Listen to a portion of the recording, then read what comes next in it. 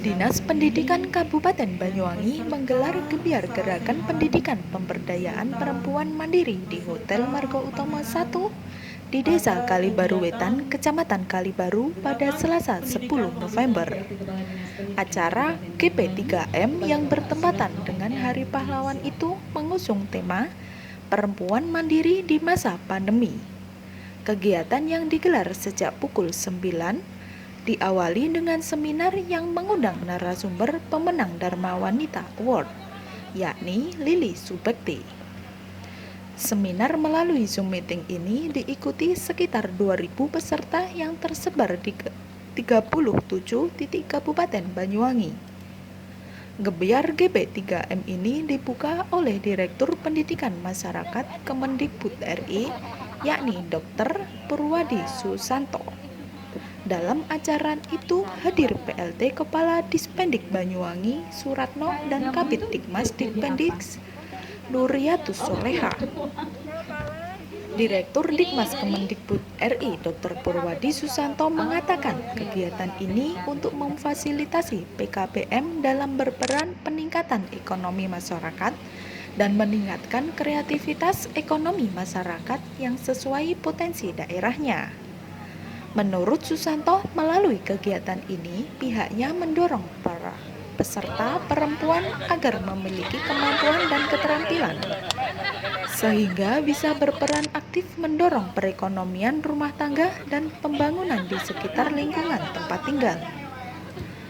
Kegiatan ini dapat mendorong partisipasi seluruh elemen untuk terlibat aktif dan membantu peningkatan peran serta perempuan, khususnya yang menyangkut soal sumber daya manusia baik pendidikan maupun keterampilan yang dimiliki. Susanto berharap dengan GP3M ini bisa menumbuh kembangkan kreativitas para perempuan, sehingga bisa menumbuhkan kampung-kampung kreatif sesuai dengan pelatihan.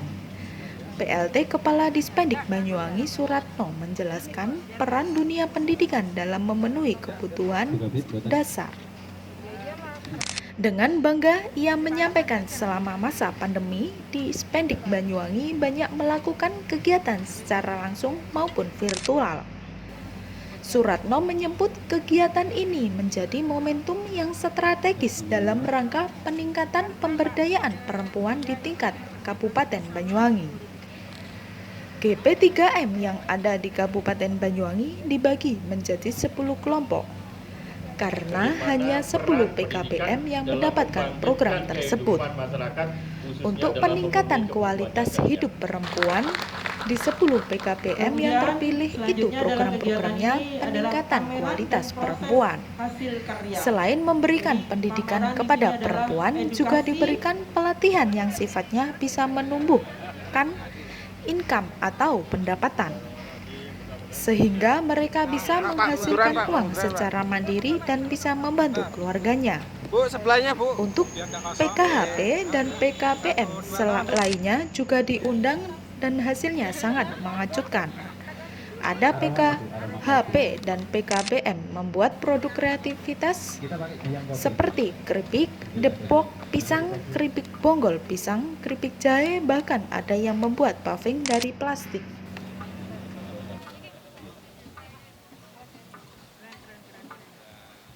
Nah ini karena tutor itu ada yang bisa sedikit buat kerajinan, biasanya buat itu loh Bu, kalau ya ini kan sebetulnya kan kita memfasilitasi teman-teman PKBM untuk lebih berperan dalam meningkatkan ekonomi masyarakat, mengembangkan kreativitas masyarakat sesuai dengan potensi daerahnya masing-masing. Ya,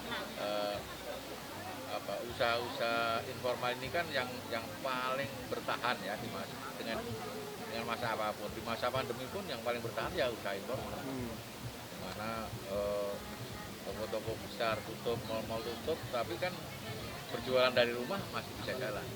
Ini adalah salah satu upaya kita Dinas Pendidikan bersama Kementerian Pendidikan untuk mengembangkan kreativitas perempuan di Indonesia. Harapan kedepannya seperti apa ini nantinya? Harapannya ini jadi gini, kalau sekarang kan mungkin baru melatih beberapa orang yang mungkin satu PKP melatih 55 orang rata-rata. Ada yang 100. Nah, ini harapannya nanti terus berkembang sehingga menjadi kampung-kampung produktif ya. Misalkan di mana ini nanti menjadi semua di daerah itu menjadi pengusaha keripik itu kan luar biasa. Di daerah lain menjadi pengusaha kopi, di daerah itu satu desa menjadi pembuat Aneka buah naga. cendera mata semua. Kayak gitu harapannya. Jadi kita mempunyai produktivitas tapi sangat lokalan sumber-sumber potensinya. Oke, siap. Terima kasih. Pemerintah era Pak Jokowi ini di masa pandemi punya program namanya GP3M. Apa sih GP3M itu? GP3M itu adalah gerakan pendidikan pemberdayaan perempuan mandiri. Harapannya di masa pandemi ini perempuan-perempuan yang banyak terdampak COVID, kemudian perempuan-perempuan yang selalu menjadi sasaran terakhir dan pertama di dalam rumah tangga itu bisa mandiri dan bisa memberdayakan serta bisa meningkatkan kualitas dirinya dalam pendidikannya, kemudian dalam kehidupannya, dalam menselaraskan dirinya dengan mitra. Jadi mitra itu suaminya, kemudian masyarakatnya, baik di keluarga maupun di masyarakat. Maka saat ini di tanggal 10 ini memang kita pilih Banyuwangi gebiar pendidikan GP3M, gerakan pendidikan penyelenggaraan pemberdayaan perempuan itu kita gabungkan dengan semangat Hari Pahlawan.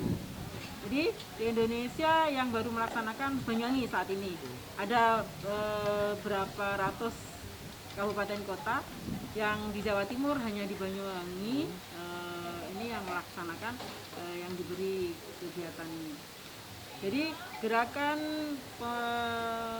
pendidikan pemberdayaan kualitas hidup perempuan itu ada dibagi menjadi, di Banyuwangi ada 10 kelompok. Ada 10 PKBM yang mendapat, kemudian ada 1 PKBM yang mendapat program PKH Desa Vokasi. Yaitu antara lain Desa Vokasi itu ada di Kalibaru di PKBM Tahun Najah. Kalau PKHP itu peningkatan kualitas hidup perempuan itu di 10 PKBM yang terpilih itu adalah program-programnya adalah peningkatan kualitas perempuan, bagaimana perempuan itu mandiri, bagaimana perempuan itu ambil peran di dalam kehidupan masyarakat dan dirinya sendiri, bagaimana perempuan itu eksis. Jadi sudah bukan zamannya lagi perempuan itu diam dibully, kemudian nerima apa adanya, surga katut neraka apa ngono-ngono itu ya. Sudah tidak zamannya. Sekarang perempuan harus berperan. Jadi bukan hanya di Banyuwangi, ini Indonesia. Ini Indonesia, program Indonesia. Jadi ini program di Indonesia.